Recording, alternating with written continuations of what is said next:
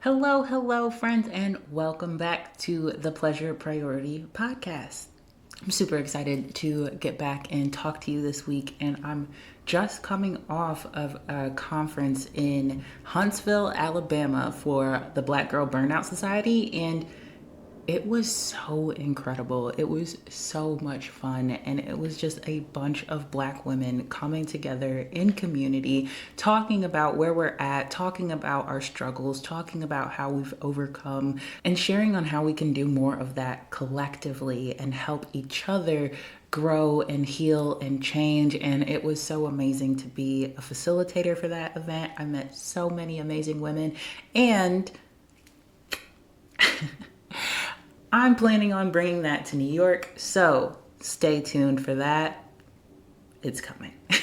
But without further ado, we're going to jump back into our series today. And as a refresher, this is the series where I break down my RISE relationship matrix, which is essentially the tool that I use with my clients to help them create relationships that are beneficial to them and for them so that they never settle again and that they can show up as themselves authentically in every space that they enter. So how do we do that? With RISE. And today we're going to be covering the I, which is intelligence. Last week we did the R. If you haven't heard that, go back and listen to how to build relationships you can rely on. So before I get to what intelligence is and what it means in the context of this matrix, I want to talk about what it looks like to be in unintelligent relationships. So this is where you have to tell your partner, or really anybody, the same thing 1,000 times and they still don't get it. You give them insight and options and opportunities in how they can support you, and they drop the ball every time. Or at least they drop it significantly more than they catch it. It's constantly showing up for any and everyone outside of yourself, especially when you know these people would not reciprocate and would not show up for you. It's when you go above and beyond to make everything easier for everyone else. And it's really okay if you've created a situation of hell on earth for you, as long as it's easier for other people. Because, if it's easier for them, then that's what makes you happy. Or at least that's the lie you've been telling yourself. It's those times when you've been in a room with someone who just doesn't get it and actively ignores every signal that is thrown their way. And you're just like, really? You can't read the room? You don't get what's going on here? It's overperforming and overexerting yourself because you have to work extra hard to manage not only yourself, but someone else as well. So it's just like being around this person just gives you extra work. And again, these dynamics can play out in any relationship type, whether that be romantic, platonic, familial, career, anything. So we really just want to be able to recognize when we're engaging in unintelligent behaviors, how it's affecting us and our ultimate dreams, goals, and desires, and then how we can actually change the dynamics within that relationship or change the relationship itself. So when we talk about intelligence, what does that really mean? Well, in my eyes and how I designed this matrix, it's twofold. So intelligence not only means smart and smart decision making, but it also means emotional intelligence. But as always, I'm gonna hit you with a definition. So, intelligence, a noun or the ability to acquire and apply knowledge and skill. Intelligent is an adjective, which means having or showing intelligence, especially at a high level. Also means one is able to vary its state or action in response to varying situations, varying requirements, and past experience. So ultimately, it's not just collecting information or being aware of information, but it's being able to apply that information and the skills to different situations, environments, experiences, people, whatever. But the ability to apply that knowledge and those skills to any given situation. And now, emotional intelligence is the capacity to be aware of, control, and express one's emotions, and to handle interpersonal relationships judiciously and empathetically. So, emotional intelligence is being able to know and understand your own emotions and your own emotional state and being aware of it when it changes, because it does change. We are never just the same emotion always. And if somebody says that they are, they're lying. But anywho, first step, awareness. Second is control. And to me, when we talk about control over emotions, that does not mean that you get to decide everything you feel. You never feel sad, you never feel angry, and you can control your emotions in that way. No, that's not what it means. Because as humans, we are signing up for the entire emotional spectrum of the human experience. So that's everything from devastation to elatement. It is all the good, bad, and ugly, and everything in between. And we will just experience that as humans. That's not the part to be controlled. The control comes in how you respond to the emotions that you feel. So instead of just being reactive and, like, let's say you're angry and, somebody pissed you off, instead of just immediately screaming, yelling, fighting, doing something that gets you put in jail just because you're angry, that's reacting to the anger. Having control of your emotions is being able to be aware, okay, I'm angry, but be in enough control to not just react to that anger, but to still process it, understand what it's telling you, what information it's giving you, and then decide how you want to show up with that given information. That's control of emotion. Also, the ability to express one's emotions. Again, we are all human, we all have emotions, and being able to talk about them and say, this is how I'm feeling, is a major trait of emotional intelligence, because one, it's not just understanding, but also being able to relay that information to others, aka the people you are in relationship with. And then the last part, to handle interpersonal relationships judiciously and empathetically. So that part is the ability to be in relationship with other people judiciously, aka in a fair way. There's not an overemphasis on one over the other. It's not uneven, it's not unfair, it's judicious. It's when you've been able to approach it with your best judgment and your best sense. And empathetically finally means that we also care about other people's emotions. Not to say that we care more about other people's emotions than our own, but just that we care and that we can be empathetic towards them, and that their emotional well-being does cross our mind and we do take it into consideration. But anywho, that's how we define intelligence and emotional intelligence. So when it comes to how do we apply intelligence and emotional intelligence into our relationships, what we're shooting for here is that ability to learn from our experience, is that ability to check in and say, hey, I've had this experience with this person. This is what I learned. This is how I learned about myself. This is how I learned about others. This is what I can apply to future situations. So that intelligence. And then when you apply the emotional intelligence to your interpersonal relationships, it's being able to build on your knowledge, apply your knowledge, and not just default into, that's just the way I am. I'm never gonna change. This is just what I have to accept. This is just the way things are for me. No, not true. Everything can be changed. We just have to be smart about it.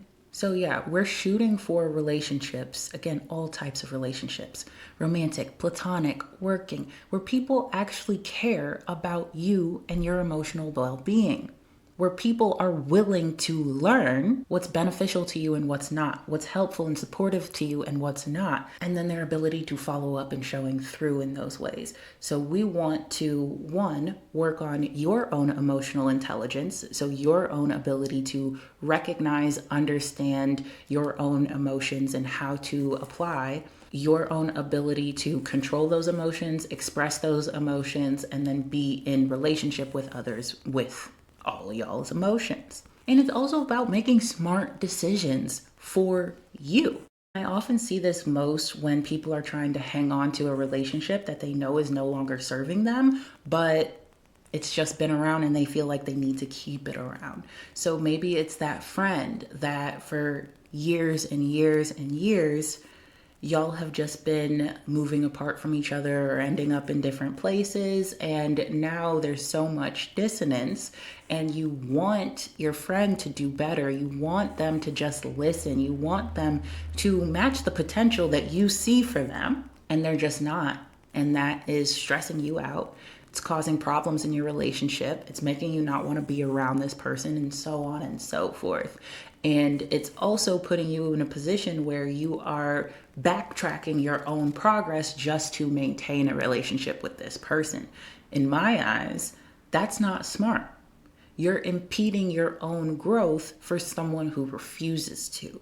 And even though it's hard, and even though it sucks, sometimes the smartest thing we can do is let certain relationships go. So it's about making smart decisions for you and also being smart in your relationships.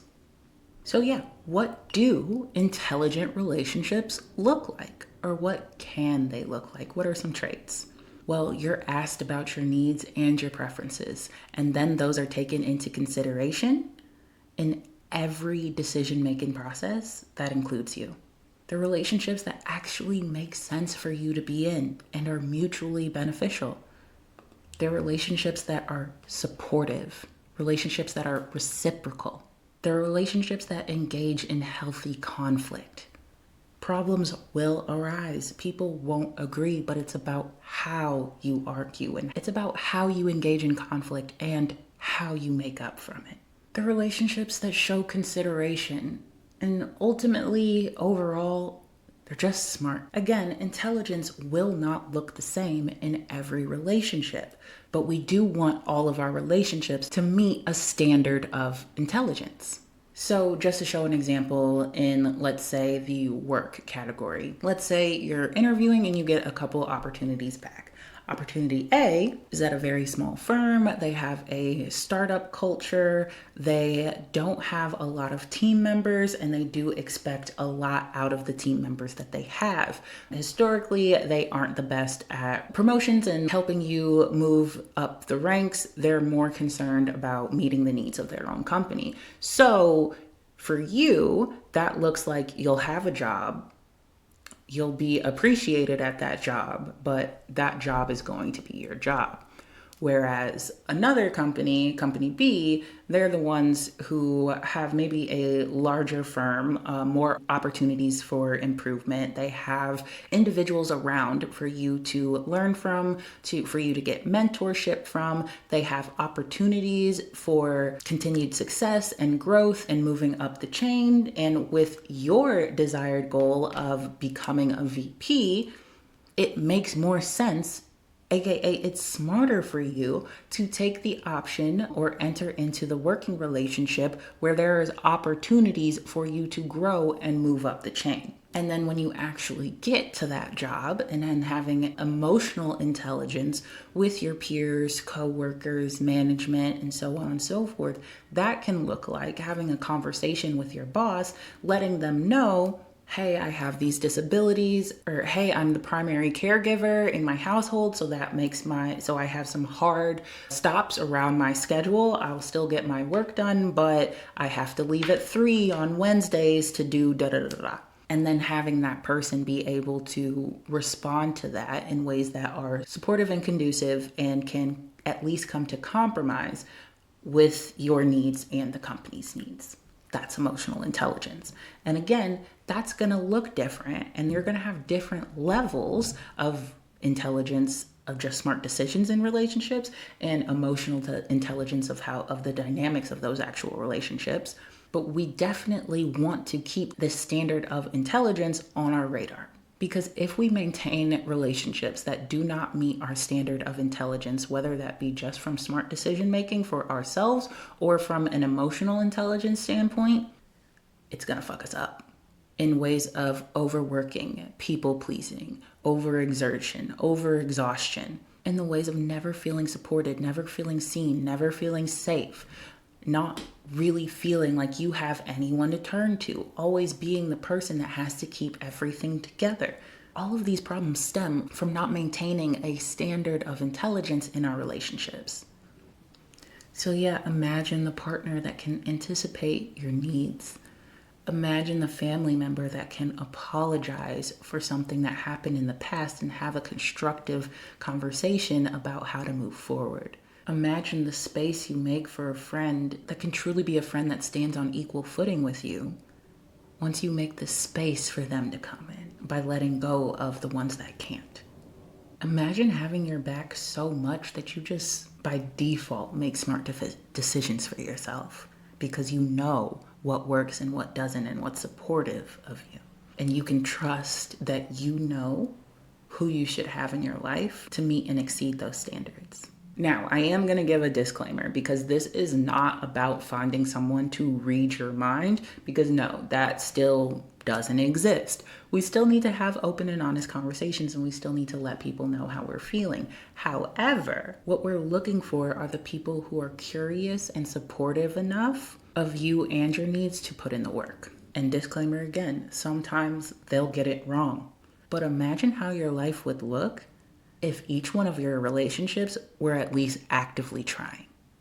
So when we actually apply the RISE relationship matrix to coaching, focusing in on the I help my clients be more emotionally intelligent. Basically, I teach them how to be aware of their emotions, but not be beholden to them, not just be reactive to them, but the ability to see them, understand them, control them, and express them to others, as well as being able to be in relationship with other emotionally intelligent people. I also teach my clients how to recognize emotional intelligence in others. Who can you trust to meet your needs? Who can you rely on to meet your needs? Who are the people who just need a little zhuzhing, a little maybe additional education? And who are the people that aren't worth the additional effort? How do you distinguish? How do you decide in between? I also teach my clients how to identify and navigate the relationships that are the most intelligent for them. So yeah, sometimes we do an audit of current relationships and stacking those up against what we want, what our goals are, and our progress towards them. So we can understand the gaps of what we have and what we need to get where we want to go. So it is that identification piece, but it's also that navigation piece of, okay, how do I actually implement this? If I need to change a relationship, how do I go about doing that? If I need to make my needs better well known in a relationship, how do I navigate that? If I need to end a relationship, how do I navigate that? And everything in between. And we do all this so that they can get that much closer to removing all the layers between them and how they show up in the world, so that they can be their authentic selves in every space that they enter, so that they never have to settle again in anything for anyone. So that their joy and happiness can be taken off the back burner and it's actually just a default state for them. So they can show up and truly feel just as successful as they appear to be in the world. So that their entire quality of life improves because we've done the work to make sure that everything in it is working for them. And my friends, my books are open. I am accepting one-on-one clients at this time. So go ahead and click the link in the show notes to book a consultation call where we will discuss your specific plan to move you from where you're at now to the place that you've always dreamed to be. But that's all I got for you this week, my friends. I hope you tune in next week as we will be going to the S, which is secure, of this RISE relationship matrix. And we'll be diving into how you can create a secure attachment in every relationship that you have. All right, friends, I'll see you next time. And as always, stay pleased. Thanks for joining me for this episode of The Pleasure Priority. I hope that when you see things can be better, you're inspired to do better. Because remember, you deserve nothing less than an abundance of joy, fulfillment, and all the peaceful good vibes. If you love this episode, Don't forget to subscribe, leave a review, and share it with your friends. Oh, and hey, make sure you're on my email list for more tips, laughs, story times, community, and all things pleasure. So until next time, keep living life on your terms because settling is for the birds. All right, stay pleased, my friends. I'll see you soon.